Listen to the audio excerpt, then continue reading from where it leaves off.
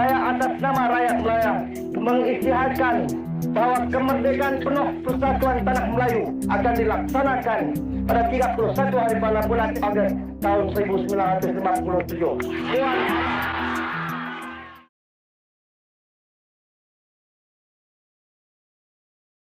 Selama bertahun-tahun, Malaysia udah jadi negara yang mempertemukan berbagai macam budaya, agama, dan kekuatan politik yang berbeda-beda.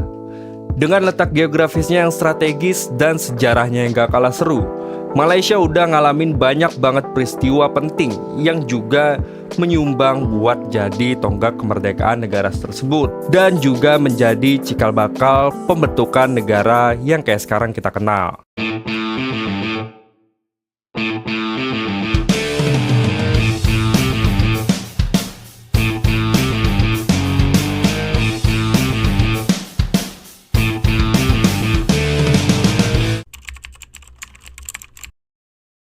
Malaysia merupakan salah satu negara perintis ASEAN yang memiliki wilayah sekitar 300 ribuan kilometer persegi. Malaysia punya dua bagian daratan utama yang dibelah sama Laut Cina Selatan. Ada Malaysia Barat atau yang sering disebut Semenanjung Malaysia, yang berbatasan sama Thailand di utara dan Singapura di selatan. Terus juga ada Malaysia Timur yang posisinya di utara Pulau Kalimantan, dekat sama Indonesia di selatan, dan Brunei di utara. Di Malaysia, orang-orangnya benar-benar beragam. Mayoritasnya sih orang Melayu. Mereka nyumbang sekitar 70,1% dari total penduduk. Terus juga ada etnis Cina yang jumlahnya sekitar 22,6%.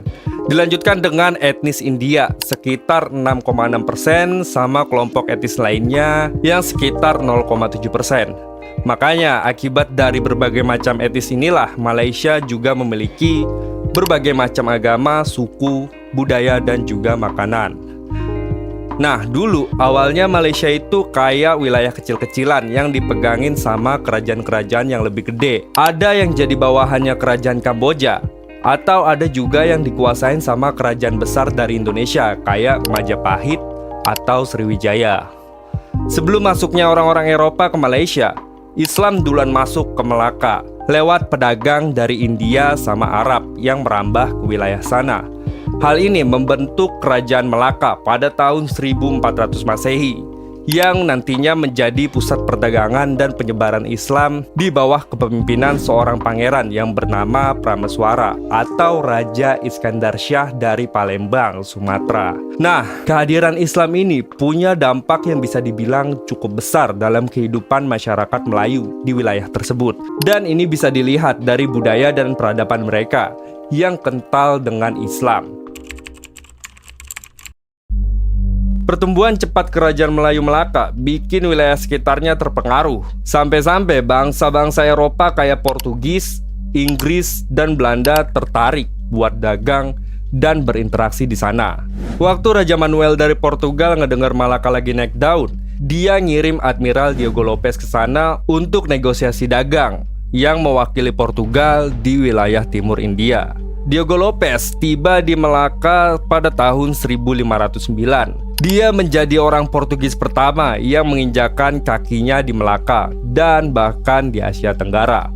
Awalnya kedatangannya disambut baik oleh Sultan Mahmud Shah, tapi kemudian masalah timbul.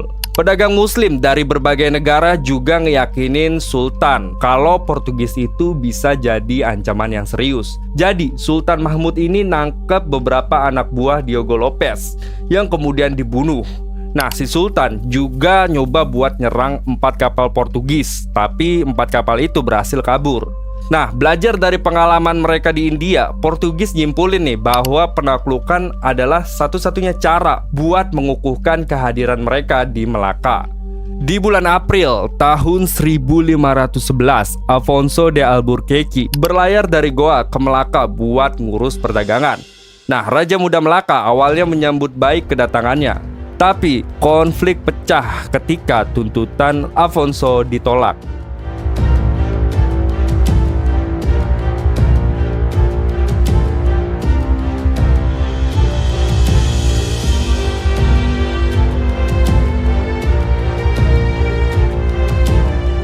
Setelah pertempuran selama 40 hari, akhirnya Melaka jatuh ke tangan Portugis pada tanggal 24 Agustus di tahun 1511. Nah, pertikaian internal di Kesultanan Melaka juga ikut melemahkan pertahanannya. Sebagai salah satu basis perdagangan Eropa di Asia Tenggara, Melaka yang dikuasai Portugis ngalamin perlawanan keras dari negara-negara Muslim di sekitarnya. Kesultanan Melayu dan Demak Jawa beberapa kali nyoba buat rebut Melaka, tapi mereka selalu gagal.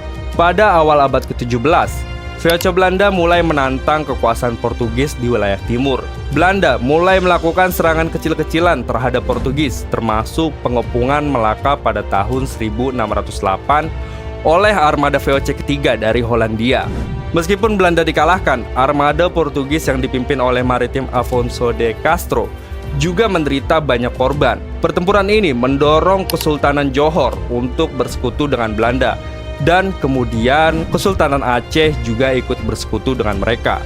Pada tahun 1641, Belanda dan sekutunya akhirnya berhasil merebut Melaka dari tangan Portugis. Kerjasama antara Belanda, Johor, dan Aceh akhirnya mengakhiri kekuasaan Portugis di wilayah itu. Meskipun Belanda berhasil menguasai Melaka, mereka nggak ngejadiin Melaka sebagai pangkalan utama mereka, tapi mereka malah milih buat ngebangun Jakarta yang pada saat itu masih bernama Batavia sebagai pusat perdagangan mereka di Asia Timur. Tapi menuju akhir abad ke-18, Belanda mulai mengalami kesulitan keuangan dan kena tekanan dari Inggris pas Perang Napoleon. Akhirnya di tahun 1795, Melaka direbut sama Inggris selama perang itu. Setelah itu, Inggris pegang kendali atas Melaka buat sementara sebelum akhirnya dibalikin ke Belanda pada tahun 1807 sebagai bagian dari perjanjian perdamaian. Di tahun 1824, lewat perjanjian London yang kedua, Inggris dan Belanda bagi-bagi wilayah kekuasaan mereka yang ada di Asia Tenggara. Akibatnya, dari perjanjian itu Melaka pun jatuh ke tangan Inggris buat permanen. Selama penjajahan Inggris, Malaya diatur oleh 3 entitas terpisah, yaitu Negeri-Negeri Selat atau NNS, Negeri-Negeri Melayu Bersekutu atau NNMB, dan Negeri-Negeri Melayu Tidak Bersekutu atau NMMTB, yang dikelola oleh seorang pejabat tinggi Inggris. Inggris ngenalin sistem politik baru dengan memulai sistem residen, yang dipraktikkan setelah ditandatanganinya Perjanjian Pangkor. Sistem ini dipimpin oleh seorang residen Inggris yang mengatur urusan pemerintahan, ekonomi, dan hukum di Malaya. Perkenalan sistem ini menyebabkan beberapa pemberontakan, meskipun mereka gagal karena kurangnya dukungan dari masyarakat umum pada saat itu. Gerakan politik di Malaya mulai berkembang pada akhir tahun 1930-an. Ini karena semangat nasionalisme di kalangan elit Melayu terdidik yang terpengaruh oleh Gerakan Nasionalis Indonesia. Organisasi pertama yang didirikan berdasarkan nasionalisme Melayu adalah Kesatuan Melayu Muda atau KMM yang memperjuangkan kemerdekaan negara dan ingin bersatu dengan Indonesia dalam Indonesia Raya.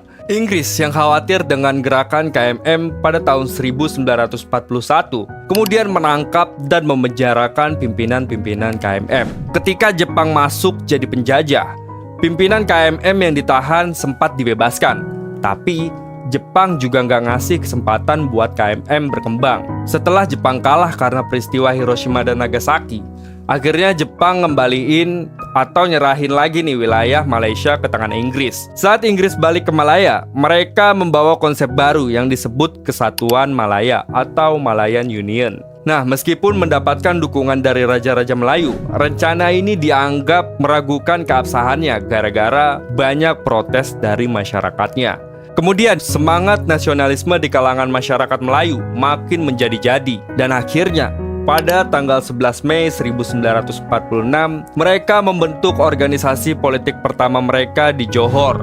Organisasi ini namanya United Malay National Organization atau disingkat UMNO yang dipimpin oleh Dato' Onn Jaafar.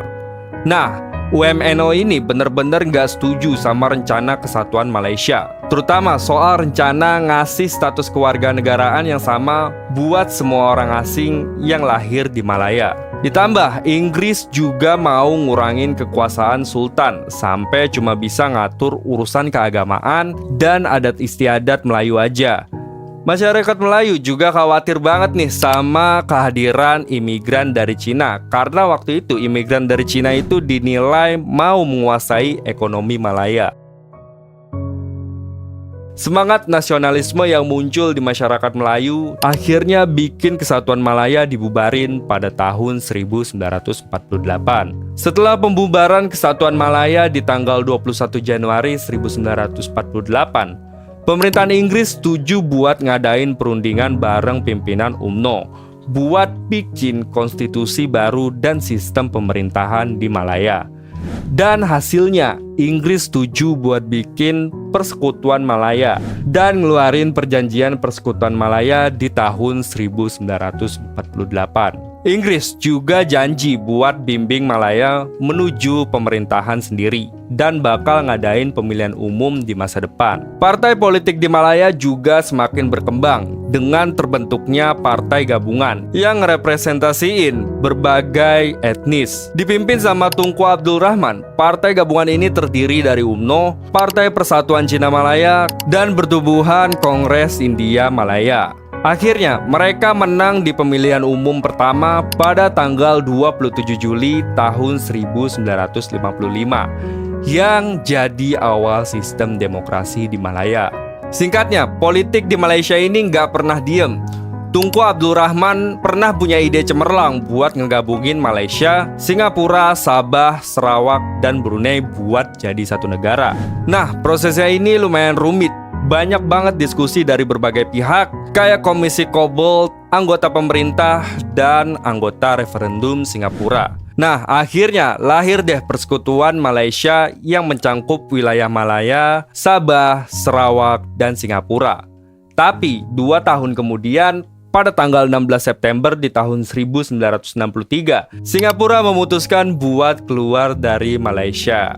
Walaupun penjajahan Inggris di Malaysia nggak selalu kejam, merdeka tetap jadi hal yang paling penting dan harus diperjuangkan habis-habisan. Dari sini jelas banget nih, perjuangan buat merdeka itu nggak mudah. Tapi untungnya Malaysia berhasil meraih kemerdekaan berkat kerja keras tokoh-tokoh politik dan kesepakatan antar etnis di sana.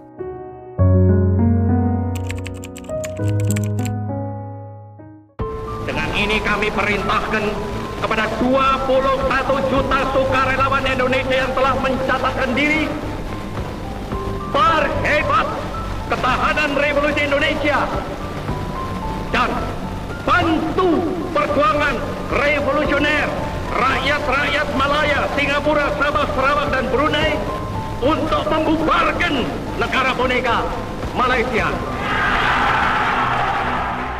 Setelah Malaysia merdeka pada tahun 1957, ada konflik serius antara Malaysia dan Indonesia.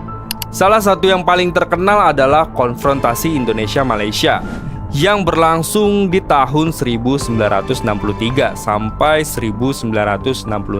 Nah, jadi nih, ceritanya pada tanggal 30 Juli hingga 5 Agustus 1963, pimpinan Indonesia, Malaysia, dan juga Filipina bertemu di Manila. Ketiga pimpinan ini setuju buat nunda penggabungan wilayah Sabah dan Sarawak dengan Malaysia dengan melakukan riset terlebih dahulu apakah Sabah dan Sarawak ini mau nggak sih bergabung dengan Malaysia. Nah, tapi pada tahun 1963 di bulan September, Malaysia bersama dengan Inggris tiba-tiba ngumumin pemersatuan Malaysia. Dan hal tersebutlah yang ngebuat Soekarno jadi marah. Pokoknya Indonesia ini nggak setuju banget sama pemersatuan Malaysia. Para petinggi di Indonesia mikir pembentukan Malaysia itu cuma sebagai usaha untuk memperluas pengaruh Britania Raya dan mengeksploitasi kekayaan alam di wilayah yang mereka klaim sebagai milik mereka, seperti Sabah dan Sarawak. Tapi untungnya di tahun 66, mereka akhirnya nyadar dan menyepakati perjanjian Bangkok yang dimediasi oleh PBB. Meskipun hubungan antara Indonesia dan Malaysia masih agak tegang di beberapa waktu berikutnya, Tapi kedua negara ini akhirnya bisa memperbaiki satu langkah demi satu langkah. Cerita tentang bagaimana Malaysia jadi negara ini gak cuma sekedar tentang politik dan perang aja. Ini juga tentang perjalanan panjang menuju keberagaman, harmoni, dan identitas nasional yang beda dari yang lain. Meskipun banyak rintangan dan konflik di sepanjang jalan, semangat persatuan antara berbagai etnis dan berbagai kelompok politik jadi energi buat negara ini maju dan sejahtera. Terima kasih telah menonton video ini hingga akhir. Jangan lupa dukung kami dengan cara like, komen, dan subscribe. Terima kasih.